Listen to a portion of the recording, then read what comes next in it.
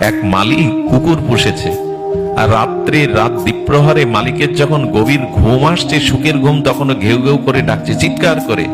মালিক বলছে, খেতে দিয়ে আশ্রয় দিলাম আর তুই এমনি করে আমার ঘুম হারাম করছিস। পাছে পাদুকা ছিল কি ছিল, ছুড়ে ছুড়ে মারছে, তবু ডাকছে। ও আর ওঠেনি।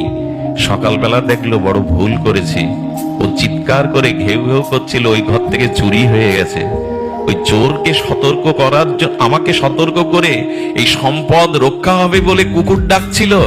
কিন্তু মালিক বলল, হায় রে, কেন উঠে দেখেনি। তেমন আমাদের মতো কুকুররা আপনার দুয়ারে দুয়ারে গিয়ে ঘেউ ঘেউ করছে, ওঠো, জাগো।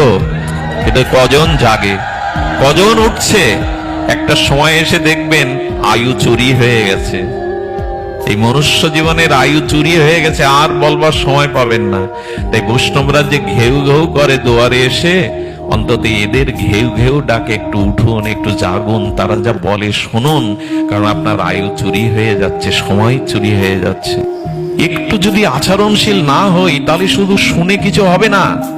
এখানে এলে যদি বৈষ্ণব সেবাটা মানে বৈষ্ণবের আদেশ নির্দেশ চরিতার্থ করা, এর মধ্যে দিয়েই আমাদের প্রেম ভক্তি লাভ হবে।